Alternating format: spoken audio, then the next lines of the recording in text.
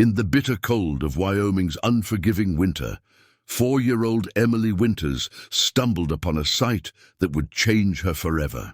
A massive Belgian draft horse lay collapsed in 3 feet of snow, 2 tiny newborn foals trembling against its heaving side. With night falling and temperatures plummeting to deadly levels, the young girl faced an impossible choice: leave them to certain death or risk her own life in a desperate rescue attempt.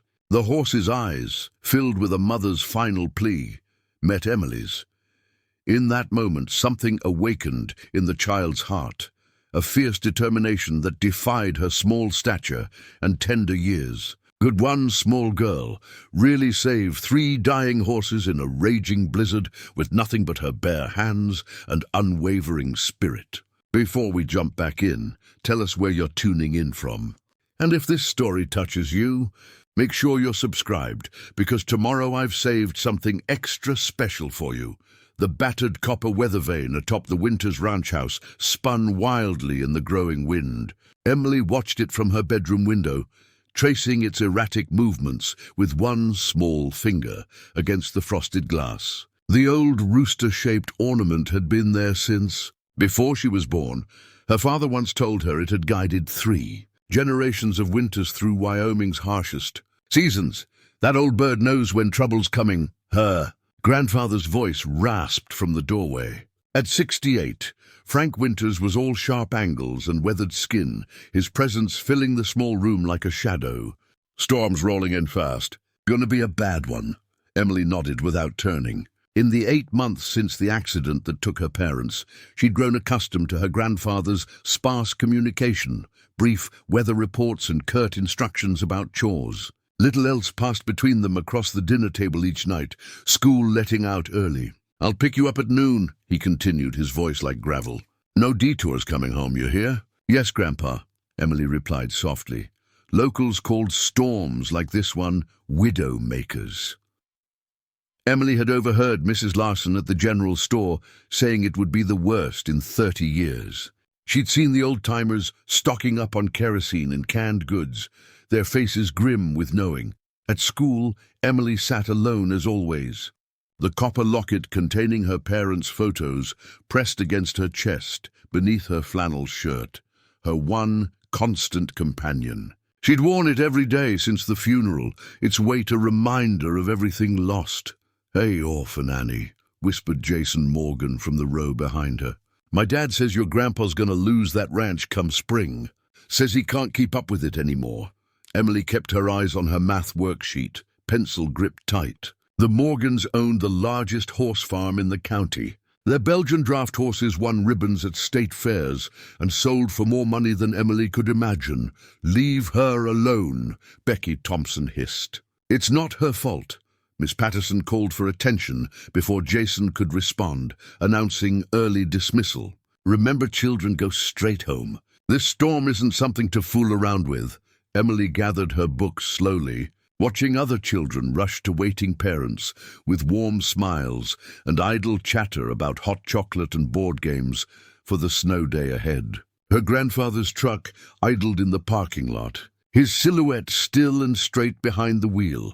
The ride home was silent, save for the radio announcer's urgent warnings about the approaching blizzard.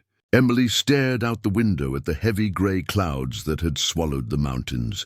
"Got chores to finish before it hits," her grandfather said as they pulled up to the ranch. "Fill the wood box and help with the chickens. Then stay inside, you understand?" "Yes, sir." Emily nodded, climbing down from the high truck seat, later watching her grandfather trudge toward the barn. Emily slipped the locket from around her neck and opened it, revealing the smiling faces of her mother and father. "The storm's coming, Mama," she whispered. "Grandpa's worried, though he won't say it."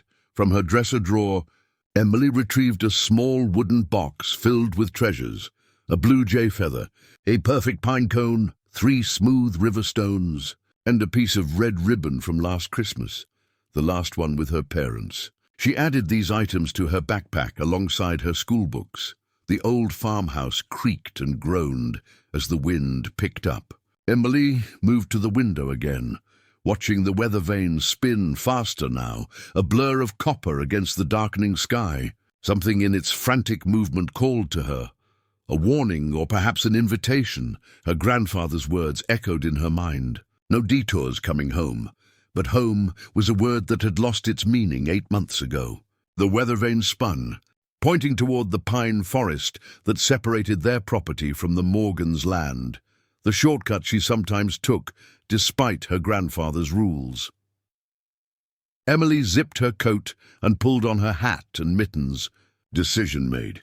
There was still time before the worst of the storm. Just enough time for a quick visit to her special place by the creek, the last place she'd gone fishing with her father. She slipped out the back door, the copper weather vane above spinning wildly, marking her departure like a silent sentinel. The first snowflakes danced around Emily as she followed the narrow deer path through the pines. Her breath puffed white in the frigid air, her small boots crunching through the thin layer of snow already coating the ground. The storm's leading edge painted the sky an ominous grey-purple, but Emily pressed on, drawn by something she couldn't name. Wind whipped through her coat as she clutched her father's pocket knife in her mittened hand. The bone-handled knife had been his constant companion, and now it was hers, a talisman against the wilderness and a connection to him. He'd taught her to carve simple shapes with it, to cut fishing line, to whittle kindling for campfires. "Tools keep you alive out here," he'd always said. Emily paused at the ridge overlooking the creek, now mostly frozen. Below, her special spot, a flat rock where she and her father had spent countless hours with fishing poles, lay half buried in snow. She'd come to say goodbye before the storm made it inaccessible for weeks. That's when she heard it, a sound barely audible above the wind. A low, desperate whicker that raised the hair on her neck. Emily stood still, listening. There it was again, coming from the direction of the Morgan property. Against her better judgment, she turned away from the creek and followed the sound, knife clutched tightly. The terrain dipped into a small hollow, sheltered by pine trees. As Emily crested a small rise, she froze. There, in the deepening snow, lay the largest horse she'd ever seen. Its massive body heaved with labored breaths, steam rising from its nostrils. The Belgian draft horse's chestnut coat was darkened with sweat despite the cold, its legs splayed at awkward angles. Emily recognized it immediately. Duchess, one of the Morgans' prized breeding mares. The horse must have broken through the fence during the early storm. "Hey, girl," Emily whispered, approaching slowly. The horse's eyes rolled toward her, filled with pain and something else, desperation. As Emily drew closer, she gasped. There, pressed against the mare's belly, were 2 tiny foals, still wet from birth, their spindly legs folded beneath them. One foal, slightly larger, lifted its head weakly at Emily's approach. The second lay terrifyingly still, barely breathing. Neither should have been born for weeks yet. "Oh no," Emily breathed, dropping to her knees beside them. "You're not supposed to be here. Not now, not in this cold." The mare nickered softly, her massive head straining to reach her babies. Emily saw the blood then, staining the snow beneath the horse's hindquarters. Something had gone terribly wrong with the birth. Emily placed a mittened hand on Duchess's neck. "It's okay, girl. I'll help you." But even as she said it, Emily felt the first real bite of the wind. The temperature was dropping rapidly as darkness approached. Snowflakes fell thicker now, beginning to obscure her tracks back to the trail. Her grandfather's warnings echoed in her mind. Storms coming fast. No detours. Emily bit her lip, calculations racing through her head. The Morgans' farm was farther than her own home, and in the wrong direction. Her grandfather wouldn't hear her calling from this distance. No one would come looking until she was missed at dinner, hours from now. The larger foal nudged its sibling weakly, as if trying to rouse it. The smaller one shuddered but didn't move. Both were rapidly cooling in the bitter air, their newborn coats insufficient against the Wyoming winter. Duchess's great eye fixed on Emily, and in that gaze she saw a mother's plea as clear as words. "Save them. Save my babies." Emily pulled off her mittens despite the cold and pressed her bare hands to the smaller foal's side, feeling the faint flutter of its heart. Snow was accumulating on its still damp coat. Without intervention, the foals would be dead within the hour. Their mother, unable to rise, wouldn't last the night. The knife weighed heavy in Emily's pocket as she stood, decision made. She couldn't carry the foals and wouldn't leave them. She had to make shelter, here and now. "I'll save you," she promised, voice steady despite her fear. "All of you." With trembling fingers, she unfolded her father's knife.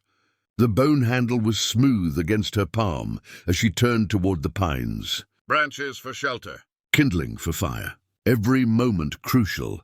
As Emily stepped toward the nearest tree, the wind howled across the hollow, bringing the full force of winter with it. The blizzard had arrived, and with it the fight for 4 lives began. Emily's old wool scarf, hand-knitted by her mother 3 birthdays ago, became her first lifeline. She unwrapped it from her own neck, fingers already stinging from cold, and gently wiped the smaller foal's coat. The blue and grey wool quickly darkened with moisture as she rubbed the tiny creature, trying to stimulate circulation. "Stay with me, little one," she murmured, her voice nearly lost in the rising wind. The foal's breathing was shallow, its eyes still closed. Emily worked methodically, remembering how she'd once helped her father dry off a calf that had fallen into the creek during spring melt. The larger foal lifted its head, watching her with dark, bewildered eyes. Its coat was drying slightly in patches, which gave Emily hope. The mother horse, Duchess, lay on her side, her massive flanks heaving with each labored breath. Steam rose from her nostrils into the frigid air. Emily glanced at the darkening sky. Daylight was fading fast. Snowflakes swirled more densely now, beginning to accumulate on Duchess's broad back. Time was working against them. "I need to get you warm and dry," Emily told the foals, her mind racing. "And I need to stop your mama's bleeding." She'd paid attention during foaling season on their small ranch. Though they only had 3 horses, her father had taught her the basics of animal husbandry. "Always be ready to help," he'd said. "Sometimes you're all they've got." Emily gathered fallen pine branches, stacking them against the wind on the sheltered side of Duchess's massive body. Her fingers, red and clumsy with cold, fumbled with the dry pine needles she'd gathered from beneath the snow. The smaller foal, Emily had started thinking of it as Faith, made a weak sound as she returned to check on them. "That's it," she encouraged. "Keep fighting." The larger one, Hope, had managed to lift its head higher, blinking against the snowflakes. Emily positioned herself between them, using her body heat to warm them both, while she continued constructing the makeshift shelter. Her scarf, now damp from drying the foals, became a bandage for Duchess's wound. Emily folded it carefully, the way her father had shown her when their old gelding cut his leg on barbed wire. "Pressure stops bleeding," he'd explained. "You've got to be gentle, but firm." Emily positioned the scarf against the worst of the bleeding, tucking it carefully. Duchess nickered softly, her great eye rolling to watch the girl's movements. "I know it hurts," Emily said. "But it'll help, I promise." The light was nearly gone now, the temperature plummeting with the sun. Emily's teeth chattered as she worked, her bare hands painfully numb. She needed fire. Without it, none of them would survive the night. Emily searched her pockets, hope flaring when her fingers closed around the book of matches she'd brought for her ritual at the creek. She'd planned to light a small candle there, a goodbye until spring. Now those matches meant life or death. Sheltered against Duchess's side, Emily carefully constructed a small fire pit, clearing snow down to bare earth. She arranged the driest kindling in a careful teepee, just as her father had taught her. Her hands trembled so badly she dropped the first match into the snow. "Come on," she whispered, forcing her fingers to steady. The second match flared, a tiny sun in the gathering darkness. Emily hunched over it protectively, shielding the flame from the wind. She held her breath as she touched it to the pine needles. A tendril of smoke, then a small flame. Emily added more needles, then the smallest twigs. The fire caught, throwing weak orange light across the snow. It was small, dangerously small, but it was life. The blue and grey scarf on Duchess's wound had darkened almost to black, but the bleeding seemed to be slowing. Emily checked the makeshift bandage, adjusting it carefully. The wool her mother had once worked into even stitches was now saving another mother's life. As darkness enveloped the hollow, Emily positioned the foals as close to the fire as was safe, still using her body to shield them from the wind. The smaller foal, Faith, hadn't moved much but was still breathing. Hope had managed to nuzzle Emily's arm, seeking comfort. Emily looked at her mother's scarf, now blood-soaked and serving a purpose so far from its intended one. Somehow it felt right, a gift from one mother, saving another. "We're going to make it," Emily told the horses, as the fire cast long shadows across the snow. "All of us." But as the words left her lips, the wind howled through the trees with renewed fury, nearly extinguishing the precious flame. Emily hunched lower, sheltering the fire with her body. The real battle was just beginning. The silver thermos Emily had packed that morning for her creek visit now became her most precious possession. Half filled with lukewarm cocoa, it was the only nourishment available for what was becoming a fight for survival. She unscrewed the cap with trembling hands, taking only the smallest sip to wet her parched throat. Conservation was critical now. "Wish I had milk for you little ones," she whispered to the foals. In the firelight, she could see how their ribs pressed against their thin hides. Newborns needed their mother's first milk, colostrum, to survive. Without it, their chances diminished by the hour.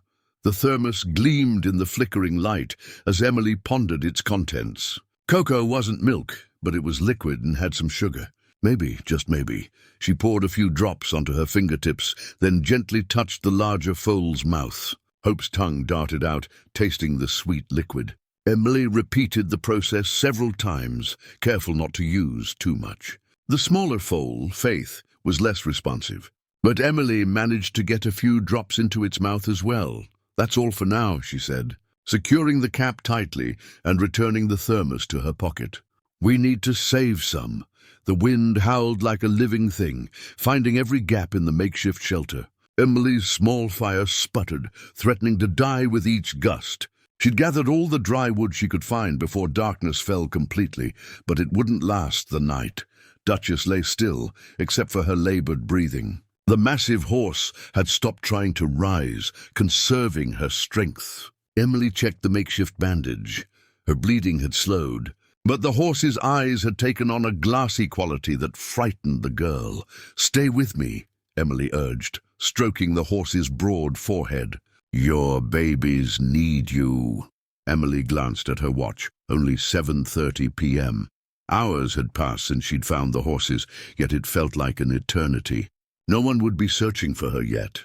Her grandfather believed she was safe inside the house and wouldn't discover her missing until dinner at 8. The thermos pressed against her side as she shifted to add more wood to the fire. Her mother had packed this same thermos for her countless times. For school, for fishing trips with her father, for long rides checking fence lines. Its familiar weight was both comfort and burden now. What would her parents think seeing her here? Would they be proud of her choice to stay, or dismayed by her recklessness? Faith, the smaller foal, made a weak sound. Emily immediately turned her attention to the struggling newborn. Its breathing had grown more labored, its tiny body trembling continuously now. Making a decision, Emily carefully lifted the small foal and cradled it against her chest, tucking it inside her coat. The animal was surprisingly light, all spindly legs and fragile bones. Against her heart she could feel the foal's erratic heartbeat. "I've got you," she whispered fiercely. "You're not alone." Hope watched with dark eyes, seemingly stronger by the minute. The larger foal had even attempted to stand before collapsing back into the snow. Emily reached out with one hand, letting Hope nuzzle her fingers. "You're the strong one," she told the foal. "You have to help me with your sister." The thermos clinked against her belt buckle as she shifted position. Emily extracted it again, considering. She unscrewed the cap, took another tiny sip, then carefully dribbled a few more drops into Faith's mouth. The foal reflexively swallowed. Beyond their small circle of firelight, the world had disappeared into swirling white chaos. The wind's voice had changed, becoming deeper, more threatening. Snow accumulated faster now, already covering the tracks Emily had made gathering wood. Duchess made a low, pained sound. The massive horse's breathing had grown more shallow. Emily laid a hand on her neck, feeling the slow, weakening pulse beneath her fingers. "Please," Emily whispered, her eyes burning with unshed tears. "Please hold on." She thought of the thermos her mother had given her, emblazoned with wildflowers, chosen specifically because Emily had loved them. Her mother had always packed it with something warm, cocoa in winter, lemonade in summer. "To keep you going," she'd say with a smile. Now it was keeping 4 hearts beating in the wilderness. Emily clutched Faith closer, the tiny foal's warmth mingling with her own. Hope pressed against her side, seeking comfort. The 3 huddled together, while Duchess kept the worst of the wind at bay with her massive body. Outside their fragile shelter, the blizzard raged with increasing fury. The thermos, now tucked safely back into Emily's pocket, held perhaps their only hope for making it through the long night ahead, a few more precious swallows of warmth in a world turned dangerously cold. Emily's science textbook, with its glossy pages and colorful diagrams, had never been intended as survival gear. Yet as the storm intensified, the book became an unexpected savior. She'd always been careful with her school books. Her grandfather couldn't afford replacements, but survival trumped caution now. "Sorry, Miss Patterson," Emily murmured as she carefully tore out the first page. The paper caught flame quickly, briefly illuminating the small hollow before curling into ash. The fire, dangerously low, flared momentarily. The chapter on ecosystems burned away, followed by photosynthesis and the water cycle. Emily fed pages sparingly, knowing each one was precious. The fire needed constant tending to stay alive against the howling wind. Duchess lay motionless, except for the shallow rise and fall of her massive chest. The mare's eyes remained half-closed, her strength visibly fading. Emily stroked the horse's neck, feeling the once powerful muscles trembling beneath her touch. "Stay with us," she pleaded. "Just a little longer." Between feeding the fire, Emily continued her work on the shelter. The first crude windbreak had proven insufficient against the blizzard's fury. Now she used knowledge from those very science pages she was burning, principles of insulation and heat retention. She packed snow against the outside of the pine branch framework, creating thicker walls. Snow, she remembered from her textbook, contained air pockets that provided insulation. Emily scraped and packed, her hands raw and painful beyond feeling. The page, showing the diagram of a cell structure, caught fire, curling into orange flame. Emily watched it burn, thinking how cells divided and multiplied to create life, like the tiny lives she was fighting to preserve. Hope, the stronger foal, had managed to curl closer to the fire, instinctively seeking its warmth. Faith remained tucked inside Emily's coat, only her small head visible, her breathing worryingly shallow. Emily turned to a fresh page in her decimated textbook. The glossy paper reflected the firelight as she studied the diagram before her, an igloo cross-section. Her teacher had mentioned once that indigenous peoples of the North built snow shelters that could maintain temperatures far warmer than the outside air. Decision made, Emily began to dig more purposefully. Using a flat piece of bark as a makeshift shovel, she carved into the deepening snowdrift beside Duchess. The mare's body blocked the worst of the wind, creating a natural windbreak. "It's going to work," Emily told the horses, her voice barely audible over the storm. "We're going to make it warmer." Page by page, her 7th-grade science education literally went up in flames. Between each feeding of the fire, Emily shaped her snow shelter, hollowing out a space just large enough for herself and the 2 foals. The principles of thermal dynamics, convection, conduction, radiation, guided her hands as she worked. Hours passed in a blur of exhaustion. Emily's muscles screamed with fatigue, but she pushed on. The storm showed no signs of abating. If anything, it had intensified. The temperature continued to drop, and Emily knew that without better shelter, they wouldn't survive until morning. Finally, the snow cave took shape. A crude half-dome nestled against Duchess's side.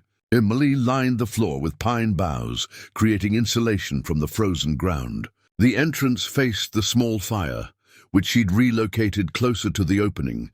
Carefully, Emily moved Hope into the shelter first. The stronger foal protested weakly, but allowed herself to be placed on the pine bough bed. Faith came next, still bundled inside Emily's coat. Emily positioned them together, allowing their shared body heat to help warm the small space. The last page of her science book, ironically about weather patterns, fed the fire as Emily crawled into the shelter beside the foals. The space was tight, but considerably warmer than the exposed hollow. Through the small entrance, she could see Duchess's head, snow accumulating on her broad neck despite Emily's frequent brushing. Emily placed a hand on the mare's muzzle. "We're right here, girl. We're not leaving you." In response, Duchess blew a soft breath against Emily's palm. The remnants of the science textbook lay beside her, cover, spine, and a few remaining pages. What had begun the day as required reading had transformed into kindling, its knowledge both consumed by flames and put to practical use.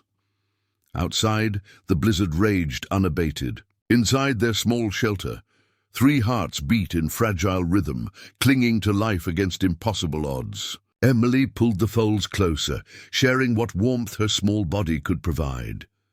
"Chapter 1, she whispered to them, creating a story from nothing but hope and will. The day we all survived.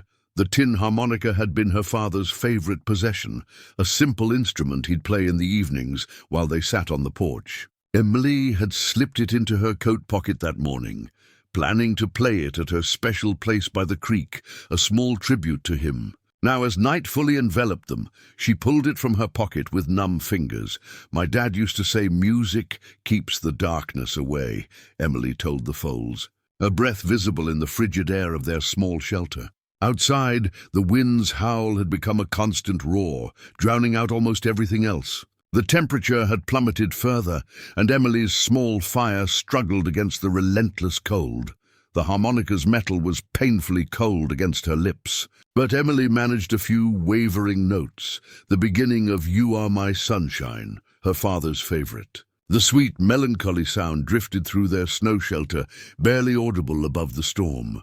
Faith, the smaller foal, stirred at the sound, her ears flicking weakly. Hope raised her head, dark eyes reflecting the meager firelight. Even Duchess seemed to respond, her labored breathing momentarily steadying. Emily played a few more notes before the cold metal became too painful against her cracked lips. She tucked the instrument back into her pocket, its brief music having accomplished what she'd hoped, a moment of connection, of humanity in the wilderness. "Dad taught me to play that when I was 7, Emily told the foals, continuing to speak to keep herself awake. "He said his father taught him, and someday I'd teach my children." The storm had transformed the world outside their shelter into something alien and hostile. Snow had drifted against Duchess's massive form, partially burying her hind legs. Emily crawled out periodically to brush it away and check on the mare. Duchess's breathing had grown more labored, each exhale a struggle. The horse's eyes, once bright with intelligence, had dulled. Emily knew, with a child's intuition sharpened by rural life, that the mare was slipping away. "Please don't go," Emily whispered, pressing her forehead against Duchess's muzzle. "Your babies need you."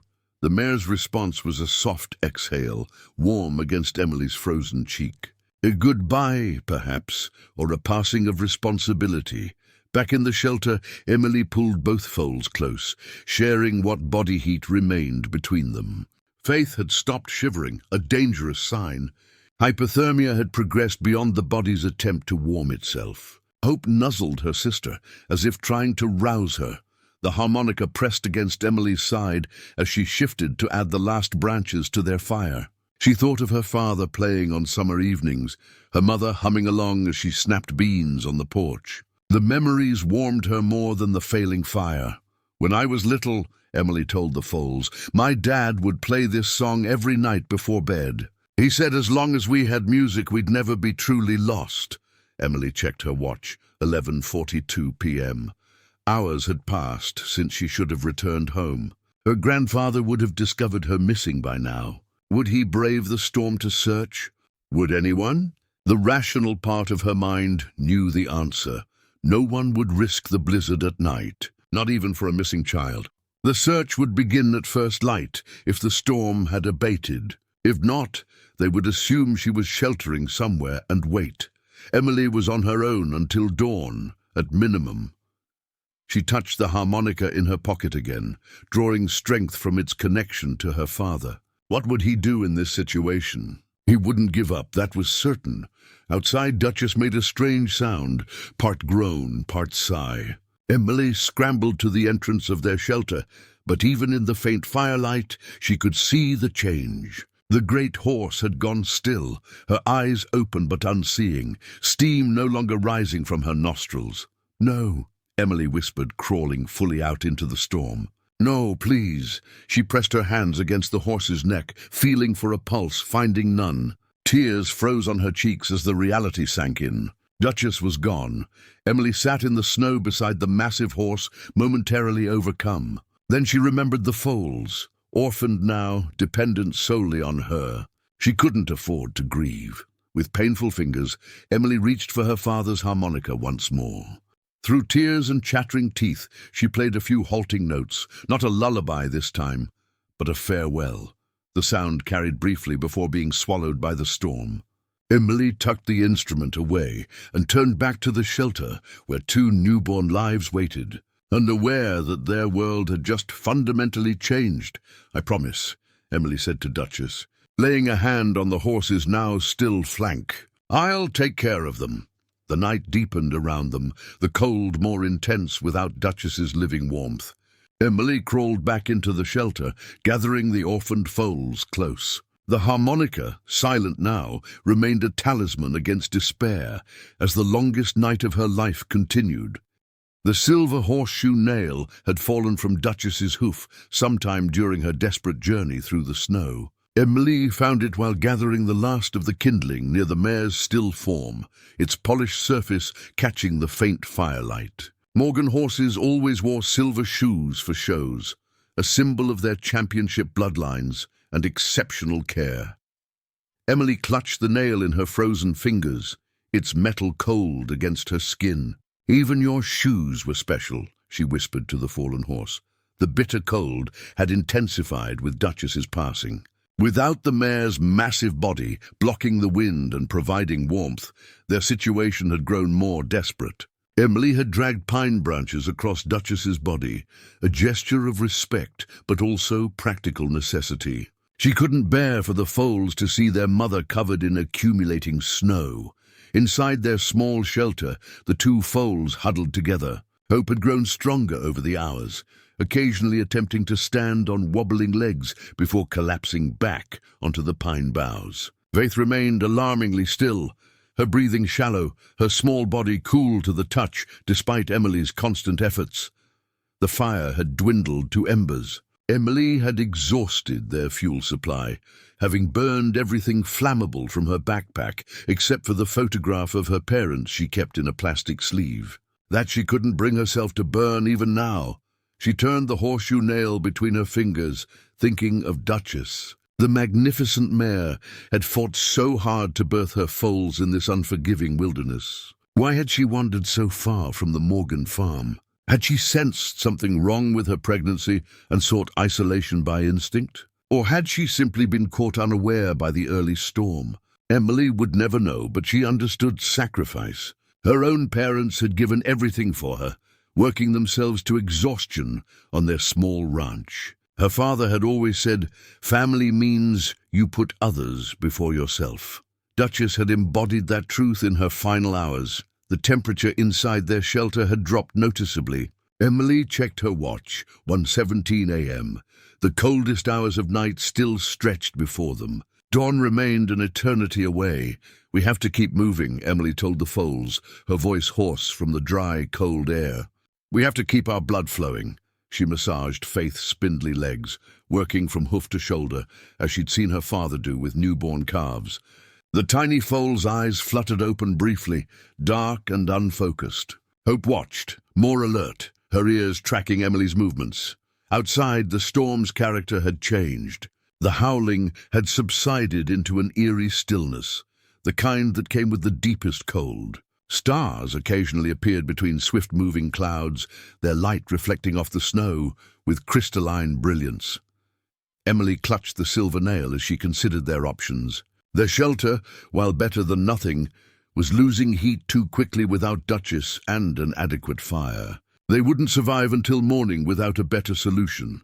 An idea formed as she stared at the nail, desperate, possibly foolish, but their only chance. Emily crawled outside, the brutal cold stealing her breath immediately. She approached Duchess's still form, the silver nail tight in her fist.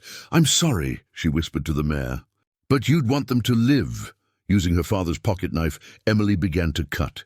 The task was gruesome, physically difficult and heartbreaking, but rural life had taught her that death often served life. Her father had shown her how to field dressed deer, how to use every part of an animal taken for food. This was no different. Duchess's final gift to her foals. Working in the bitter cold, Emily removed the mare's hide from one flank. The silver nail slipped from her fingers several times as her hands grew slick and then quickly froze again. The process took nearly an hour, her body shaking uncontrollably from cold and exertion.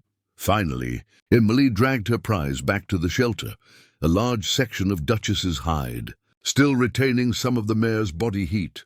She arranged it over the foals like a blanket, tucking it around their small bodies. The familiar scent of their mother seemed to calm them immediately.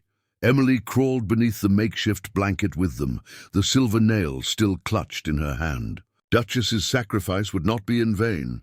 The hide created a microclimate of warmth, trapping their combined body heat in a way the snow shelter alone could not.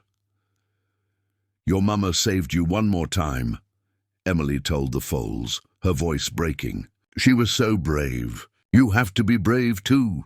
The silver nail pressed into her palm as she made a silent promise to the fallen mare.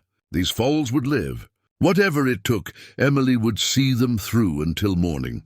Outside, the temperature continued to drop in the blizzard's quiet phase. Inside their shelter, 3 hearts beat on.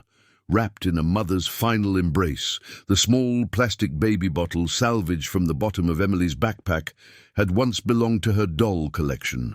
She'd outgrown such toys years ago, but kept this one tucked away, a reminder of simpler days. Emily had tossed it into her pack that morning without conscious thought, perhaps for nostalgia's sake, at her special creek spot. Now, in the desperate cold of early morning, it became their lifeline.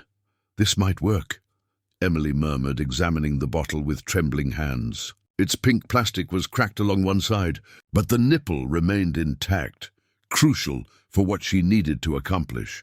Hope, the stronger foal, had managed to stand briefly before collapsing back under the makeshift blanket of her mother's hide. Faith remained worryingly still, her breathing shallow but persistent. Both foals were severely dehydrated and starving, having received no milk since birth. Emily crawled from their shelter, her body protesting every movement. The temperature had plummeted to levels that burned her lungs with each breath. The snow had stopped falling, but the cold had intensified, the deadly, still cold that followed the storm's violent phase. Near Duchess's still form, Emily packed clean snow into the baby bottle. Her hands, raw and partially frostbitten, fumbled with the task. She tucked the filled bottle inside her shirt, against her skin, waiting for her body heat to melt the snow into water. "Come on," she urged, the plastic cold against her ribs. Time was working against them now. Without hydration, the foals wouldn't survive much longer. Stars wheeled overhead, brilliant in the clearing sky. Emily checked her watch, 3:42 a.m., the coldest hour just before dawn. She'd heard her grandfather say that more people died in this hour than any other during winter storms. The body's resources depleted, hope at its lowest ebb. Emily refused to become such a statistic. The foals would not become such statistics. When the snow had partially melted, Emily added the last drops of cocoa from her thermos, creating a diluted but slightly nutritious liquid.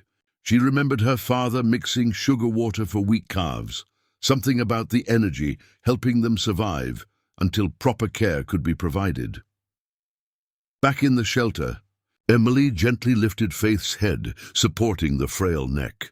"Come on, little one," she coaxed, pressing the bottle's nipple to the foal's mouth. For several agonizing moments, nothing happened. Then instinct took over. The foal's lips moved weakly, drawing a small amount of the liquid.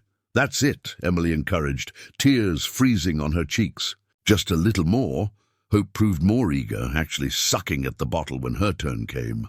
Emily alternated between them, careful to ration the precious fluid. The plastic bottle, emblazoned with faded cartoon characters, seemed absurdly out of place in this life-or-death struggle. As Hope finished her share, she nudged Emily's hand, seeking more. The gesture, so normal for a foal seeking nourishment from its mother, struck Emily with unexpected force. These weren't just animals she was trying to save. They were babies, orphaned and dependent entirely on her. "I know you're still hungry," Emily told her, running a gentle hand over the foal's mane. "But we have to save some for later." She refilled the bottle with snow again, tucking it against her skin to melt. The repetitive process kept her moving, fighting against the lethargy that signaled dangerous hypothermia. Between feedings, Emily spoke constantly to the foals, telling them about the life that awaited them. "You'll have green grass in the spring," she promised. "Warm sunshine and room to run." Whether from the small amount of nourishment or Emily's care, both foals seemed marginally improved. Faith's breathing had deepened slightly, and Hope had managed to stand for nearly a minute before her wobbly legs gave out. Emily named them properly then, using her finger to trace the names in frost that had formed inside their shelter. "Hope," she said, touching the stronger foal's forehead. "And Faith," she continued, gently stroking the smaller one's neck. "Because that's what's keeping us alive." The plastic baby bottle, now emptied again, sat beside them, an incongruous symbol of nurturing in the wilderness. Emily stared at it, thinking of how objects could be transformed by necessity. A child's toy had become an instrument of survival. Outside, the first faint lightening of the eastern sky suggested dawn's approach. They had survived the worst of the night, but the ordeal wasn't over. Emily knew they couldn't remain in the hollow. Once daylight came, they needed to move or risk another night exposed to the killing cold. The bottle, empty now, represented both their achievements and limitations. Emily tucked it back into her pocket, a talisman against despair. They had made it this far. Somehow she would get these foals to safety. "Just a little longer," she told them, her voice hoarse from cold and exhaustion. "Hold on just a little longer." The frayed rope belt from Emily's old winter coat became their salvation as dawn broke over the snow-covered landscape. She'd kept the coat despite outgrowing it, the worn garment repurposed as her chore coat for barn work. The belt, made of sturdy braided nylon, had been her father's addition when the original had snapped 2 winters ago. "This will work," Emily muttered through cracked lips as she unwound it from around the coat. Her fingers, swollen and discolored from frostbite, made the simple task agonizingly slow. The pale light of dawn revealed their situation in stark clarity. The hollow where they'd spent the night was deeply drifted with snow. Duchess's massive form lay partially buried, the dark shape stark against the pristine white. In daylight, the mare looked smaller somehow, mortality diminishing her once impressive stature. Emily emerged fully from their shelter, the rope belt clutched in her hand. The temperature remained brutally cold, but the storm had passed. Clear blue sky stretched overhead, deceptively peaceful after the night's battle. She stood slowly, muscles screaming in protest after hours huddled in their confined shelter. From this vantage point, Emily could see familiar landmarks. The ridge that separated Morgan property from her grandfather's land was visible in the distance. It wasn't as far as she'd feared. Hope and Faith remained under the hide blanket, conserving their limited warmth and energy. Emily had given them the last melted snow from the baby bottle before dawn. Now, decisions had to be made. "We can't stay here," she told the foals as she knelt beside them. "We'll freeze when night comes again." The rope belt would be their means of escape. Emily's mind had been working on the problem through the night, how to transport two newborn foals through deep snow when she herself was weakened from exposure. She began gathering fallen branches, selecting the strongest and straightest. Using techniques her father had taught her for constructing makeshift snares and shelters, Emily arranged the branches in a rough rectangle, then used the rope belt to lash them together. The result was crude but functional, a travois similar to those used by Plains Indians her class had studied last semester. "It's not pretty," Emily told the waiting foals, "but it'll carry you both." Returning to the shelter, Emily wrapped the foals more securely in a section of Duchess's hide. They would need the protection from the cold during transport. Hope watched with alert eyes, while Faith dozed fitfully. The task of securing them to the travois was challenging.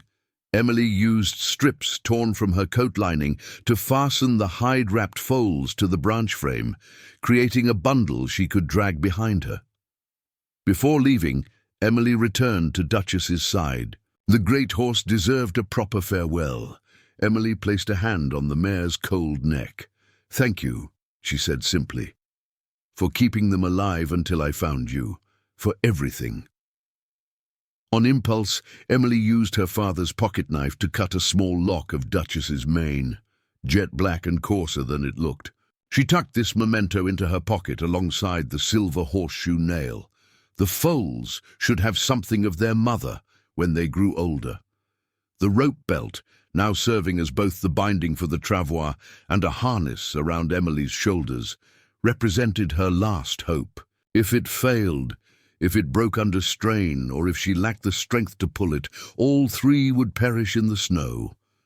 Emily positioned herself between the makeshift pulls, slipping the rope across her shoulders and chest in a crude harness. The weight when she first attempted to move surprised her, far heavier than she'd anticipated. Her legs trembled with the effort of taking the first steps. "One step at a time," Emily told herself, her father's favorite saying when tasks seemed overwhelming. "That's all you need to think about, just the next step." The travois slid reluctantly over the crusty snow, the friction creating a constant drag. Emily leaned forward, using her body weight to help overcome inertia. Each step required conscious effort, her energy reserves dangerously depleted after the long night. Emily set her sights on the distant ridge. Beyond it lay her grandfather's property, home, safety. The journey would likely take hours in her weakened condition, especially breaking trail through knee-deep snow while pulling the travois. The rope belt bit into her shoulders, the pain immediate and sharp. Emily adjusted it as best she could, but nothing would make this journey easy. She glanced back once at the small hollow that had been their sanctuary and battleground through the endless night. Duchess's dark form was already receding into the distance as Emily took one painful step after another. The rope creaked with strain but held firm. Her father's knots, his careful splicing of the frayed ends years ago, were literally saving lives now. "We're going home," Emily told the foals, her breath clouding in the frigid air. The sun climbed higher, casting long blue shadows across the unbroken snow as three survivors began their desperate journey towards safety. The tarnished brass compass had been her grandmother's, according to the stories. Emily's mother had given it to her on her 8th birthday, explaining how her own mother had used it to navigate the Wyoming wilderness decades earlier. "So you'll always find your way home," her mother had said. Emily had carried it ever since, more as a keepsake than a tool, until now. The small compass rested in her palm, its needle wavering slightly before settling on north. Emily oriented herself, confirming the direction she'd already chosen by landmarks. Her grandfather's ranch lay southeast of their current position, beyond the ridge that separated their land from the Morgans. "That way," she murmured, tucking the compass into her coat pocket where she could check it easily. In the pristine landscape, disorientation was a constant danger. Everything looked the same under its blanket of white. The sun climbed higher in the crystal-clear sky, deceptively bright. Despite its presence, the temperature remained well below freezing. The snow squeaked beneath Emily's boots, a sound her father had told her only occurred in the deepest cold. Each step forward required monumental effort. The travois dragged behind her, leaving a shallow trough in the snow. Emily had settled into a rhythm. 3 steps, brief rest, 3 more steps. Any faster, and she risked collapse. Any slower, and they wouldn't reach safety before nightfall. An hour into their journey, Emily paused on a slight rise to catch her breath and check on the foals. Hope's eyes were open, watching the world go by from her secured position. Faith remained still but continued breathing. The horsehide covering them had frosted over with their exhalations. "We're making progress," Emily assured them, though the ridge still seemed discouragingly distant. She checked the compass again, making a slight adjustment to their course. The wilderness stretched in every direction, beautiful and deadly in its winter cloak. No signs of human presence were visible. No smoke from chimneys, no distant sound of engines. In the stillness after the storm, they were utterly alone. Emily took another drink from her thermos, now filled with snow she'd melted against her body. The water was painfully cold, but necessary to stave off dehydration. She offered some to the foals, using the baby bottle, relieved when both drank a little. The compass clinked against her pocket knife as she returned it to her coat. Both had belonged to her family, practical tools that connected generations. Emily wondered what her grandmother would think of her now, using her compass to guide orphaned foals through a blizzard's aftermath. Mid-morning brought a new challenge. The smooth terrain gave way to more broken ground, a series of ravines cut by summer creeks, now hidden beneath the snow. Emily tested each step carefully, having learned from her earlier fall into the hidden creek bed. "Easy does it," she coaxed the travois over a particularly difficult section. The foals shifted uneasily at the bumpy ride, Faith making a small sound of distress. Emily paused again, checking the compass to ensure they hadn't veered off course during the difficult passage. The needle pointed steadily, a certainty in an uncertain situation. Southeast. Home. By noon, the cold had penetrated every layer of Emily's clothing. Her extremities had gone from painful to alarmingly numb, a sign of advancing frostbite. The travois harness had rubbed her shoulders raw through her coat. Each breath burned in her lungs. A stand of pines offered momentary shelter from the wind that had begun to rise again. Emily took advantage of the break, adjusting the foals' covering and checking their condition. Hope had improved enough to make attempts to rise despite her bindings. Faith remained concerning, responsive but weakening. "Just a little farther," Emily promised, though the ridge still loomed discouragingly distant. She removed her compass again, holding it in hands that shook with exhaustion and cold. The sun, now at its zenith, made the snow blindingly bright. Emily squinted against the glare, watching the compass needle settle once more. Something was wrong. The needle swung erratically before pointing in a direction that couldn't possibly be north. Emily tapped the compass casing, thinking it might have frozen. The needle jumped again, then settled, pointing west, directly away from where she believed her grandfather's ranch to be. Panic fluttered in her chest. Had she been traveling in the wrong direction? Had she become disoriented despite her care? Or was the compass itself malfunctioning in the extreme cold? Emily looked up, scanning the horizon for landmarks. The ridge she'd been using as a guide was still visible, but now she questioned her interpretation of the landscape. In deep snow, familiar terrain became alien. The compass had been her certainty, her link to generations of family knowledge. Without its reliable guidance, doubt crept in. Emily closed her eyes briefly, forcing her tired mind to think clearly. When she opened them again, she made her decision. She would trust her instincts and the landmarks over the failing compass. Southeast toward the ridge. That hadn't changed. Emily tucked the compass away and gripped the travois harness again. "We keep going," she told the foals, her voice rough with determination. One step at a time. The journey continued, each step a battle against exhaustion and doubt. Behind her, the tracks they left in the snow stretched back toward the distant hollow, a lifeline that was rapidly filling with drifting snow, erasing their path and their story from the winter landscape. The blue knit hat had been a Christmas gift from her mother the year before the accident. Hand-knitted with careful love, its cheerful color had always reminded Emily of summer skies. She'd been wearing it throughout their ordeal, the woolen cap her last defense against the brutal cold. Now, as midday approached, it would become something far more important. Emily had been trudging forward for nearly 3 hours, her progress slowing as exhaustion took its toll. The ridge seemed no closer despite her efforts. Each step had become a conscious act of will, her legs moving through the snow as if through molasses. The ground ahead looked solid, a smooth expanse of white leading toward a gentle slope. Emily tested it with one foot before transferring her weight, as she'd been doing throughout their journey. The snow held. She took another step, pulling the travois behind her. Then the world disappeared. The hidden creek beneath the snowdrift gave way without warning, plunging Emily waist-deep into icy water. She cried out in shock, her body instantly registering the deadly danger. In these temperatures, wet clothing meant certain death without immediate intervention.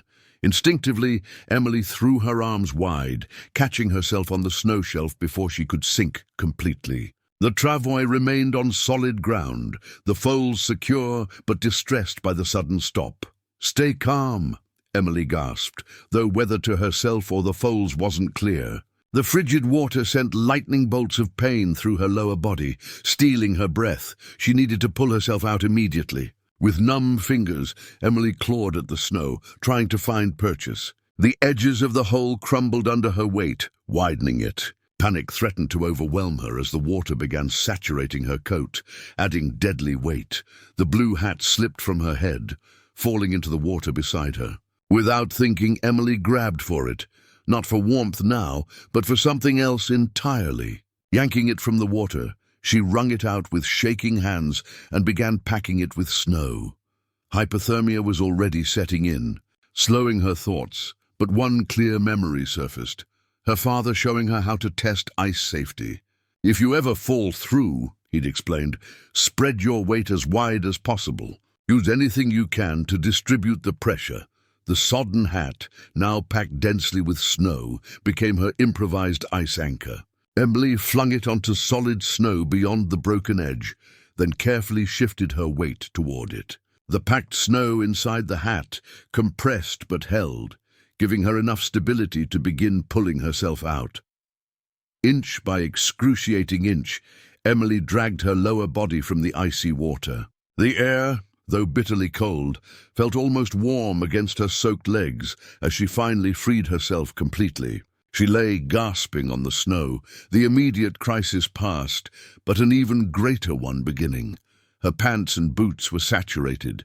In minutes, they would begin to freeze, potentially causing severe frostbite or worse. Emily knew she needed to remove the wet clothing immediately, but there was nothing dry to change into. The foals watched from the travois, hope making soft, nickering sounds of distress. Emily crawled to them, her wet clothes already stiffening in the frigid air. "I'm okay," she assured them through chattering teeth. "Just a little swim." Working quickly despite her numbed fingers, Emily untied her bootlaces and pulled them off, followed by her soaked socks. Her feet were alarming shades of red and white, early frostbite intensified by the creek water.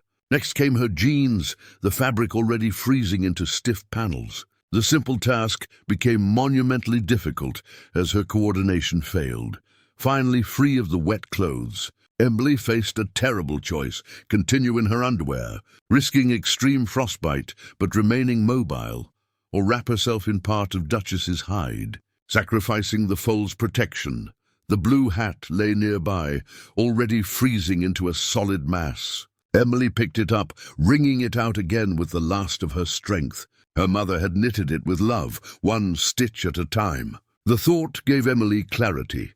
She would not sacrifice either herself or the foals. From the travois, Emily unwrapped a section of Duchess's hide, just enough to fashion crude leggings while leaving the foals adequately covered. Using strips torn from her shirt, she secured the pieces around her bare legs, creating primitive but effective protection. The blue hat, still damp but no longer soaked, returned to her head. Emily's body shivered violently as it fought to maintain core temperature. She knew these were dangerous signs. Her reserves were nearly depleted. "Keep moving," she told herself, forcing her body upright. "Keep moving or die." With trembling hands, Emily repositioned herself between the travois poles.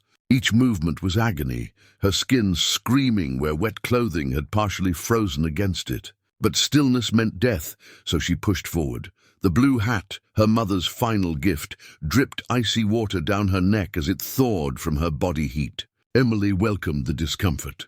It meant she was still generating warmth, still alive, still fighting ahead. The ridge remained distant but clear. Emily focused on it exclusively, shutting out the pain, the cold, the fear. One step, another.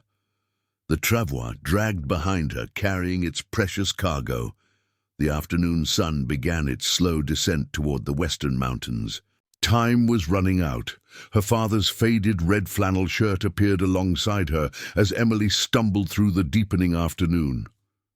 At first, it was just a flash of color in her peripheral vision, there then gone when she turned to look. But soon it solidified, the familiar pattern of the shirt her father had worn nearly every winter day of her life. "You're going the wrong way, Emmy," his voice came, as clear as if he were walking beside her. "The ridge is too steep there. You need to angle more to the east." Emily blinked hard, some rational part of her mind recognizing the hallucination for what it was, a symptom of advancing hypothermia. The red flannel shifted and blurred, then reformed into the complete image of her father, walking easily through snow that had her struggling with each step. "Not real," she mumbled through lips that had lost most feeling. "You're not real enough to help," he replied with the half-smile she remembered so well. "Look at the sun's position. Calculate the time. Remember what I taught you about navigation without a compass." Despite knowing it was a hallucination, Emily found herself following his advice. The sun had begun its winter descent, casting long blue shadows across the snow. If that was west, then Emily adjusted her course slightly, angling more eastward. The ground ahead did seem less steep than her original path would have taken them. The travois dragged heavily behind her. Emily had checked on the foals minutes earlier, or had it been hours? Time had become slippery, hard to track. Hope remained alert, watching Emily with worried eyes. Faith had grown alarmingly still, though she continued breathing. "The small one's fading," her father's voice came again. The red flannel shirt seemed to glow against the white landscape. "You need to keep her warmer." "I'm trying," Emily whispered, her voice a rasp in the cold air. "Everything I have is keeping them warm." Her father's figure walked backward in front of her now, the familiar shirt a beacon in the endless white. "You remember that time our old mare Penny foaled in February? During that cold snap?" Emily nodded, forgetting momentarily that she was conversing with a phantom. "What did we do to keep that foal warm when the barn heater broke?" The memory surfaced through her hypothermic haze. "Skin to skin," she murmured. "We took turns holding her against our chests. Under our coats. That's my girl." The red flannel rippled as her father's figure gestured toward the travois. "You've got to stop and warm Faith directly. She won't make it otherwise." Emily stumbled to a halt, the logic penetrating her confusion. Hallucination or not, the advice was sound. She fumbled with the bindings on the travois, finally freeing Faith from the hide wrapping. The tiny foal felt cold against her hands, too cold. With shaking fingers, Emily unbuttoned her coat and lifted the foal against her chest, then closed the coat around them both. Faith's small head rested against Emily's neck, her spindly legs dangling. "There you go," her father encouraged, the red flannel seeming to brighten. "Your body heat is the strongest medicine you've got right now." Emily secured Faith inside her coat, then retied the travois poles around her waist rather than her shoulders. She couldn't carry Hope the same way, but the larger foal seemed stable enough to continue on the travois. "Keep moving," her father's voice instructed. "The cold will take you if you stop." Emily nodded, pushing forward again. The small weight of faith against her chest was both burden and motivation. Each labored step brought them closer to the ridge, though progress remained painfully slow. The red flannel shirt wavered before her, sometimes leading the way, sometimes walking beside her. Emily found herself talking to it, to him, as if her father were truly there. "I'm so tired, Dad," she admitted as the sun dipped lower. "I don't know if I can make it. You Winter's women are made of stronger stuff than you know," her father's voice replied. Emily could almost feel his hand on her shoulder, though logically she knew it was impossible. "Your grandmother crossed these same mountains in a blizzard to fetch the doctor when your mother was being born. You've got her blood in your veins."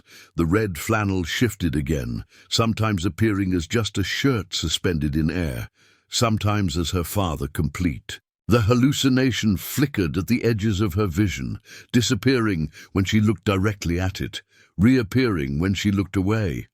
"There," the voice said suddenly. "Do you see it?" Emily squinted through the gathering dusk. At first, she saw nothing but more endless white. Then, as her eyes adjusted, she spotted it, a fence post nearly buried in snow but unmistakable. Morgan property was marked by distinctive cedar posts with copper caps. "You're at the boundary," her father's voice confirmed. "Just a little further to the ridge, then down the other side to home." The red flannel began to fade as Emily focused on the real landmark before her. The hallucination had served its purpose, guiding her when her own faculties were failing. As she approached the fence line, Faith stirred against her chest, making a small sound that vibrated against Emily's heart. "Just a little further," Emily echoed, speaking to the foal, to Hope on the travois, to herself. "We're almost there." The red flannel shirt flickered once more in the corner of her vision, then disappeared completely as the last direct sunlight faded from the landscape. Night was approaching, bringing deadlier cold with it. But for the first time since beginning their journey, Emily felt a fragile spark of real hope. They had reached the boundary. Home lay beyond the ridge. The small fluorescent orange whistle dangled from Emily's coat zipper, a mandatory safety item her grandfather had insisted on attaching to all her outerwear. 3 short blasts means emergency, he'd instructed gruffly when giving it to her last winter. Don't use it unless you mean it. Until now, Emily had considered it merely a bright annoyance, something childish she'd been meaning to remove.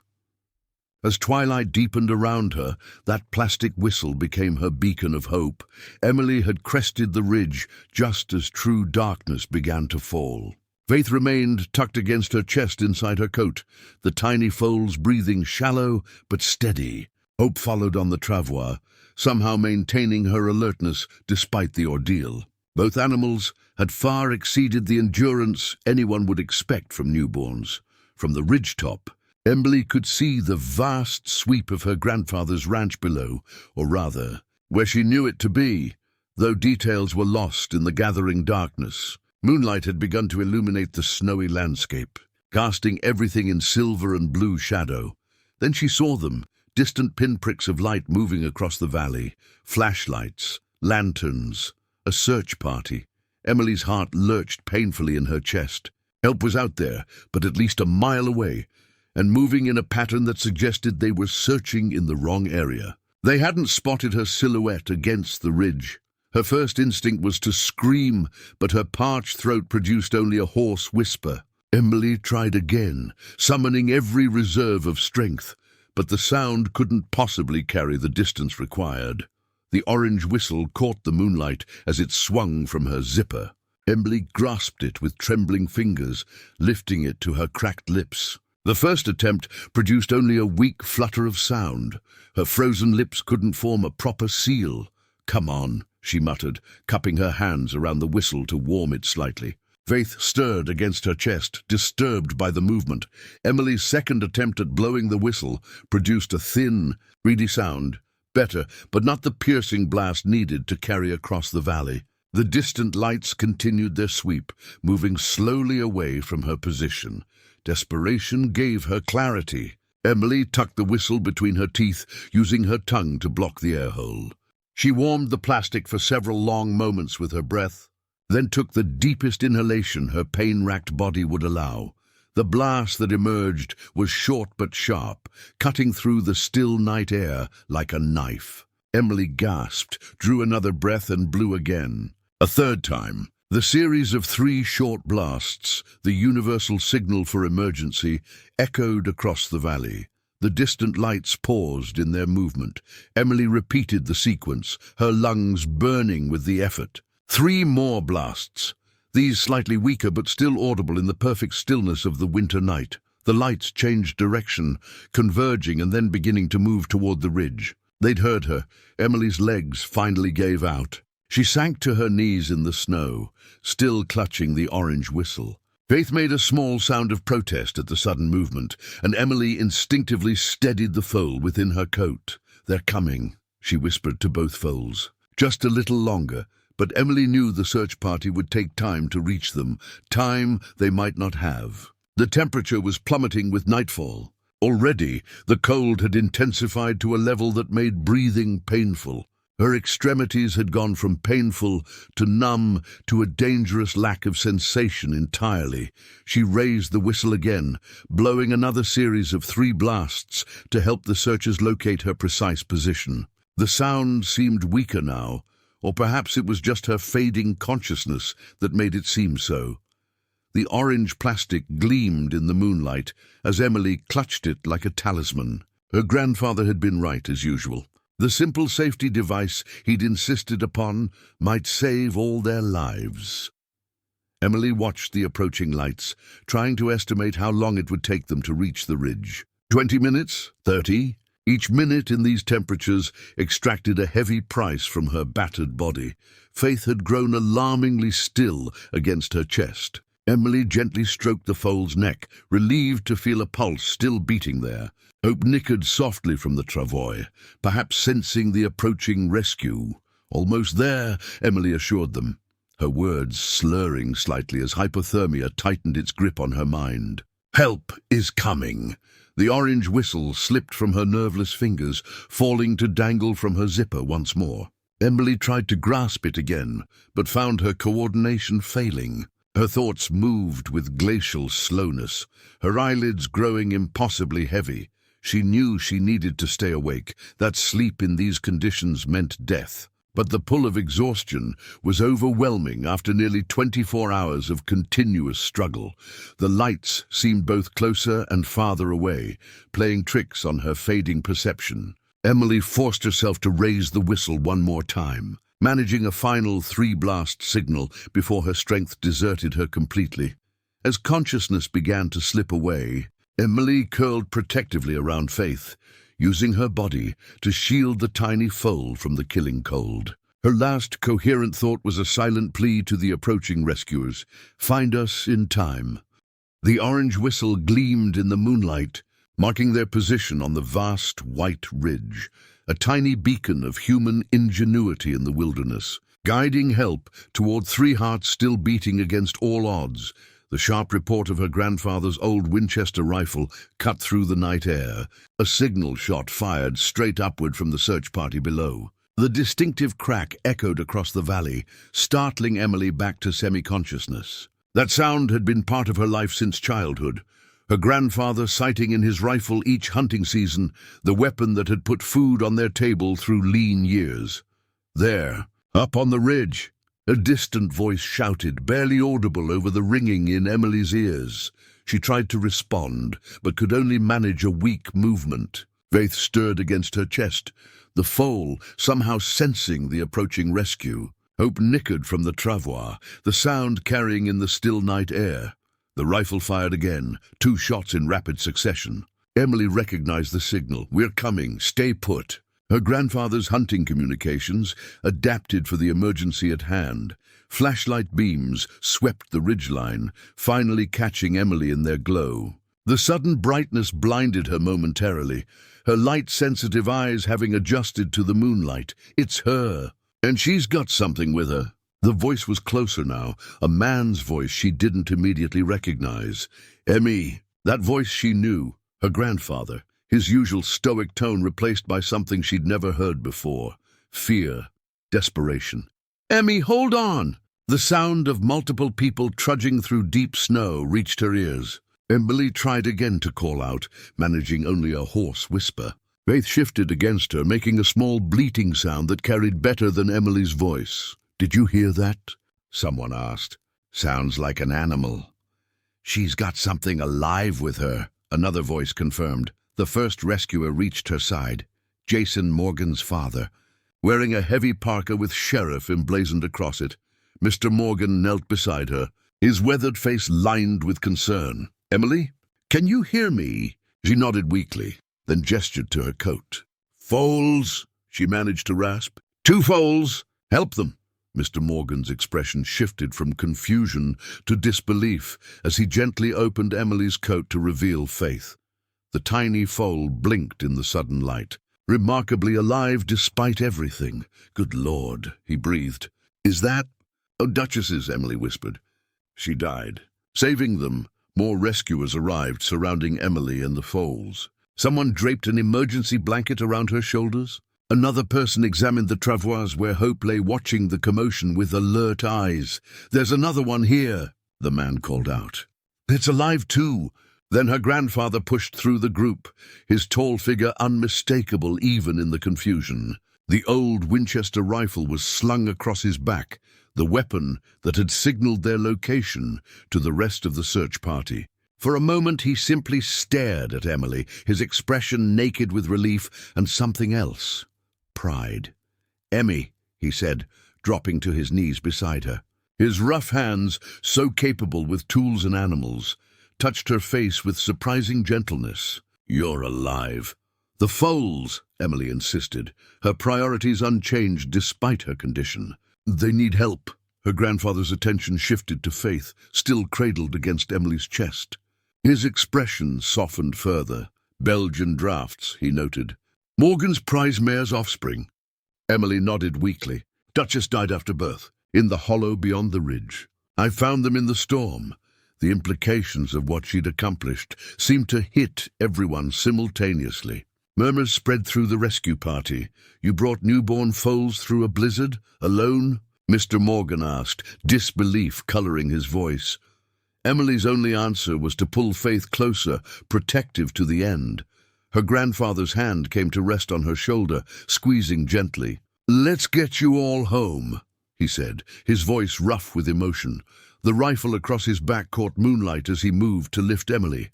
The weapon that had sustained their family, that had taught Emily about responsibility and survival from an early age, had played its part in saving her life. Someone fashioned a more stable carrier for the foals from the emergency equipment they'd brought. Others prepared Emily for transport down the steep ridge to where vehicles waited below.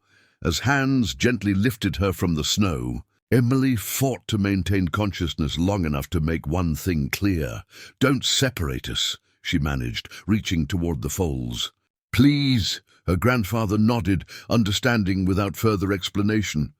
"They'll ride with you," he assured her, signaling to the others to keep the foals close as they began the careful descent from the ridge. Emily heard the rifle knock gently against her grandfather's back with each step. The familiar sound was oddly comforting, a rhythm from her childhood that meant safety, provision, protection.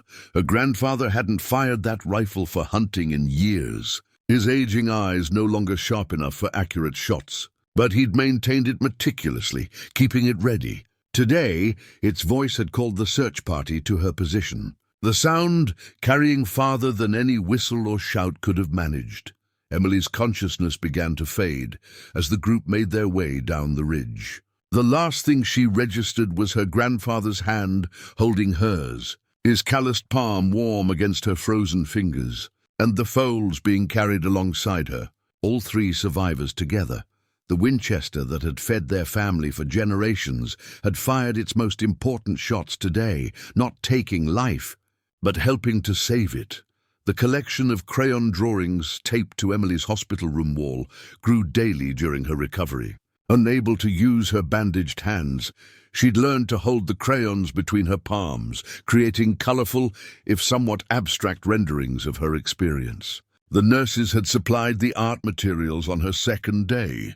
Recognizing her frustration at being unable to communicate the full story to the rotating medical staff, Emily studied her latest creation, a cobalt blue sky over white hills, with 3 small figures making their way across the landscape.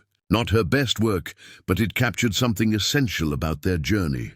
"That one's new," her grandfather observed from the doorway. In the week since her rescue, Frank Winters had rarely left the hospital, sleeping in the uncomfortable chair beside her bed, despite nurses' suggestions that he go home to rest. Emily nodded, wincing slightly at the movement. Everything still hurt, though less sharply than before. The doctors had explained about second-degree frostbite, hypothermia, and exposure. Words that couldn't capture what she'd experienced, but left their marks on her body nonetheless. "The foals?"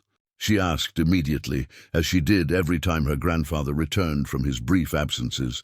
A smile, still unfamiliar on his weathered face, appeared briefly. "Doing well.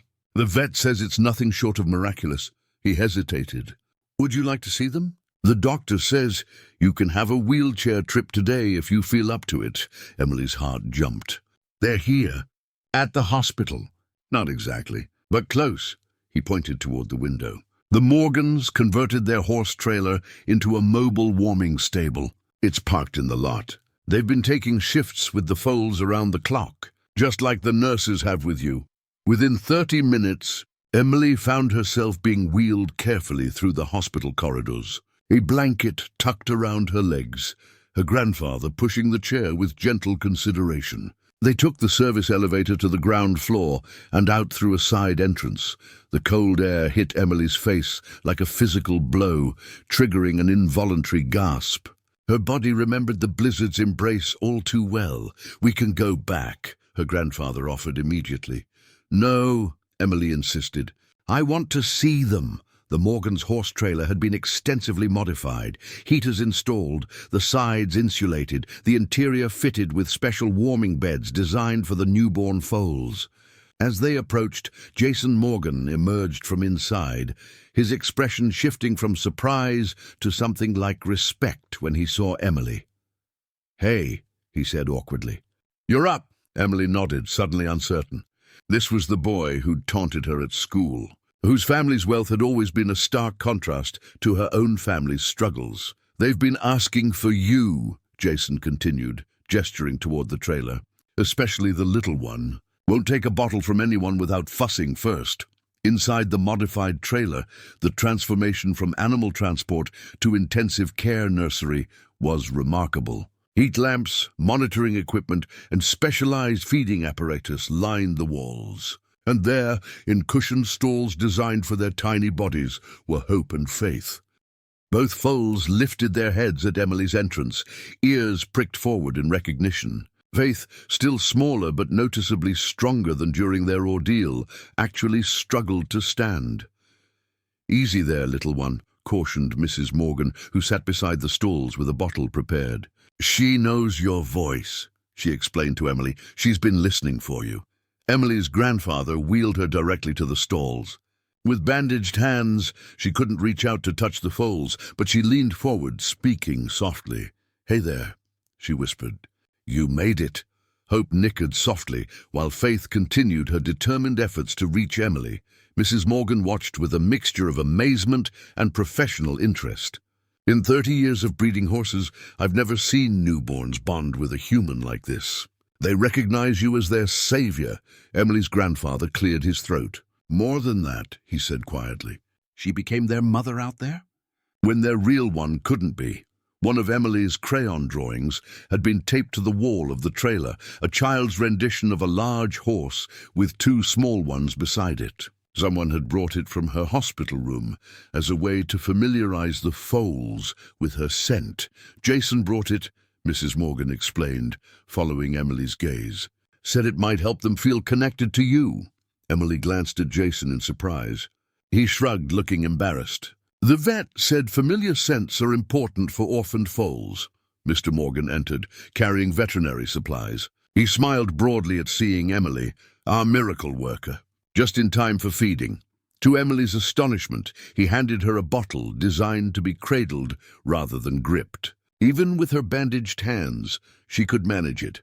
With her grandfather's help, she was positioned where Faith could reach the nipple.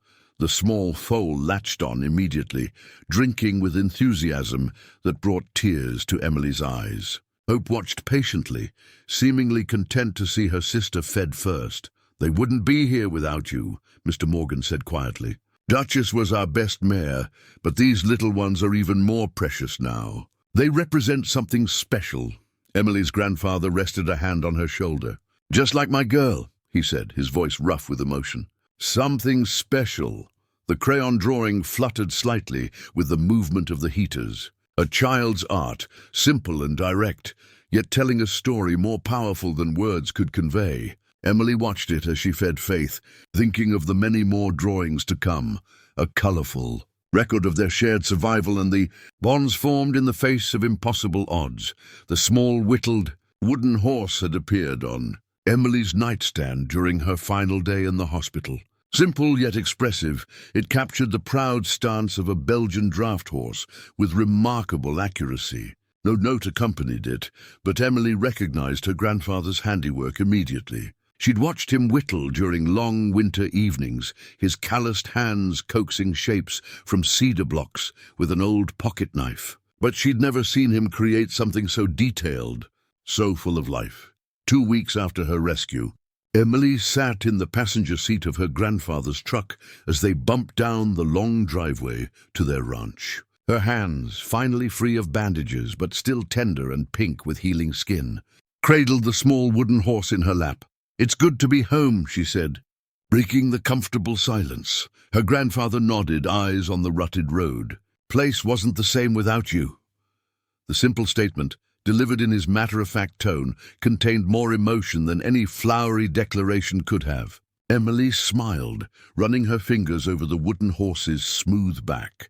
As they rounded the final bend, Emily gasped. The ranch had transformed in her absence. The old barn, its paint long faded to a weathered grey, had been repainted a deep red. The sagging fence around the nearest paddock stood straight and sturdy with new posts. Most surprising of all, a smaller structure had been added beside the main barn, a new stable with fresh lumber gleaming in the winter sunlight. "What happened?" Emily asked, astonished. Her grandfather's expression remained neutral, but she caught the hint of pride in his eyes. "Neighbors happened. Morgan's organized it. Said a hero deserved to come home to something better than she left." Before Emily could process this information, the truck pulled to a stop in front of the house. The front door opened, and Mrs. Morgan emerged, smiling broadly. "Right on time," she called. "We've got everything ready."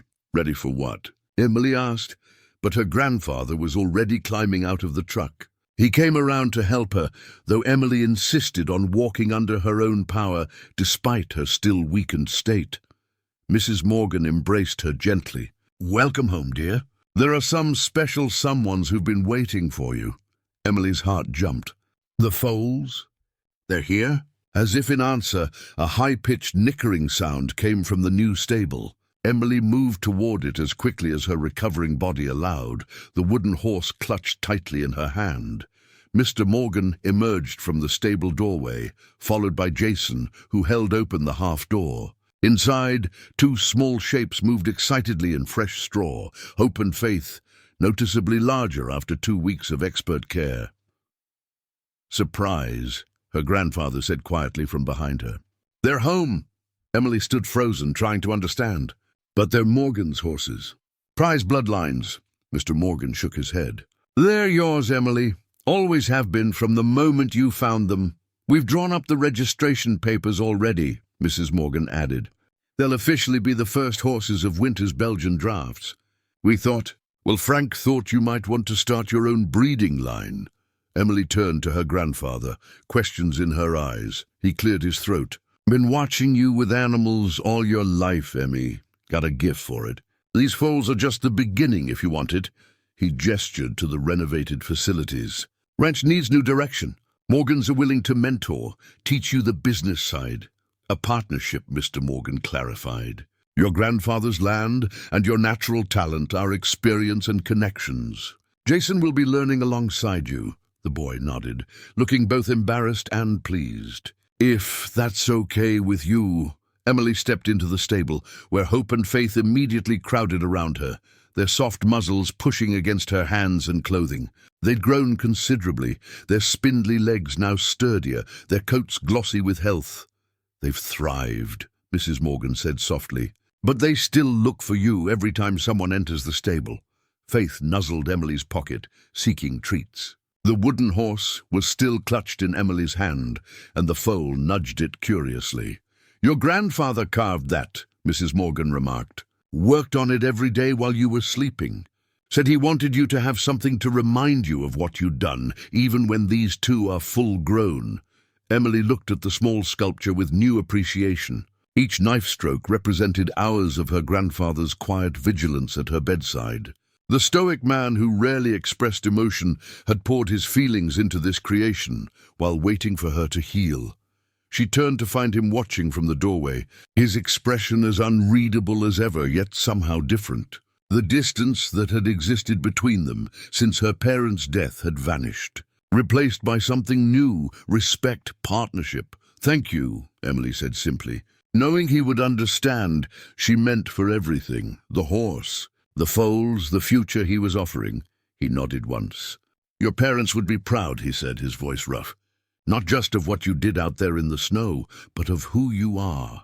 Faith leaned against Emily's side, while Hope investigated the wooden horse, now held at their eye level. The carved figure that had kept her grandfather's hands busy during her recovery now symbolized something larger, a legacy beginning with a young girl's courage and continuing with these. 2 lives she'd saved. Emily placed the wooden horse on a stable shelf where the foals could see it. This is home, she told them softly. For all of us. The intricately braided halters gleamed in the summer sunlight, their leather straps interwoven with strands of black horsehair. Emily had worked on them for months, carefully incorporating the lock of Duchess's mane she'd cut that night in the snow. Now, as Hope and Faith stood proudly in the show ring at the Wyoming State Fair, the halters connected mother to daughters across time. Ladies and gentlemen, the announcer's voice boomed across the fairgrounds. The yearling Belgian draft fillies in the ring represent not just exceptional bloodlines, but one of the most remarkable survival stories in our state's recent history. Emily stood between the 2 young horses, her once frostbitten hands now strong and sure on their lead ropes. At just over a year old, Hope and Faith had grown into stunning examples of their breed. Their chestnut coats gleamed with health, their feathered legs moved with surprising grace for animals that would eventually weigh over a ton. In the front row of the stands, her grandfather sat with the Morgans, his weathered face creased with a rare smile. The past year had transformed not just the foals, but all their lives. As many of you know, the announcer continued, these fillies were born during last winter's devastating blizzard. Their mother perished, but they survived against impossible odds thanks to the courage of one young girl. Emily felt her cheeks warm at the public acknowledgement. The story had spread throughout the county, then the state. A local newspaper had run a feature that was picked up by national outlets. For a few weeks, Emily had endured uncomfortable fame, including interview requests and even an appearance on a morning television show. But today wasn't about that. Today was about honoring Duchess's legacy through her daughters. Faith nudged Emily's pocket gently, a habit from their earliest days together. Hope stood tall beside them, her impressive height already approaching that of an adult horse. Though physically similar, their personalities had developed quite distinctly, Faith remaining the more sensitive and people-oriented of the pair, while Hope displayed the natural leadership qualities of a herd matriarch. The judges moved around the ring, examining each yearling with expert eyes. Emily had prepared for months under Mrs. Morgan's guidance, learning proper show techniques and presentation. The partnership between the families had flourished, with the Winters Morgan Belgian draft program already gaining recognition among breeders. As the judges approached, Emily's fingers touched the braided halters for reassurance. Within those intricate patterns lay strands of Duchess's mane, a physical connection to the mother who had given everything to protect her newborns. Emily had worked by lantern light many evenings, carefully incorporating the horsehair into the leather braiding, whispering stories to the foals about their mother's courage. Exceptional conformation, one judge remarked, running experienced hands along Hope's strong legs, and remarkably well socialized for their age. When the time came for the awards, Emily stood tall between her charges. The blue ribbon for champion yearling filly went to Hope, with Faith taking the reserve champion, red ribbon. But it was the special award that followed that brought tears to Emily's eyes. The Wyoming Breeders' Association presents a special recognition, the Duchess Memorial Award for Extraordinary Spirit, jointly, to Hope and Faith Winters, the announcer proclaimed, and to their handler Emily Winters. The association presents the Youth Achievement Award for Excellence in Horsemanship. Her grandfather met her at the gate as she led the fillies from the ring, ribbons and awards in hand. For a moment they stood in silence, mutual pride making words unnecessary. "Your parents would have burst with pride today," he finally said, his voice gruff with emotion. "Not just for the ribbons, but for the person you've become." The special relationship that had developed between Emily and her grandfather over the past year went deeper than their shared work with the horses. The silent, grieving man who had barely spoken after her parents' death had slowly emerged from his shell, sharing stories and skills, becoming both mentor and family again. Jason Morgan approached, leading his own yearling colt. "Congratulations," he said, the former schoolyard taunts replaced by genuine respect. "Though I'm not surprised. Those two would do anything for you." As they led the horses back to the stalls, Faith's braided halter caught the sunlight, the interwoven strands of Duchess's mane creating subtle patterns among the leather. Several people stopped to admire the craftsmanship, unaware of its deeper significance. "Beautiful work," one breeder commented. "Where did you get those halters?" "Emily made them," her grandfather answered before she could speak, pride evident in his voice. "Got her mother's artistic touch." That evening, as Emily brushed the fillies in their stall, she found herself telling them yet again about the night they were born, about their mother's sacrifice, about the journey through snow that had forged their bond. The horses listened as they always did, their large eyes attentive, ears pricked forward. "Your mother would be so proud," Emily told them softly, fingers tracing the horsehair woven into their halters. "Just like mine would be. Outside, another winter would eventually come, but the Winters Ranch would face it differently now, with new purpose, stronger connections, and the living legacy of a night when one small girl refused to surrender to the storm."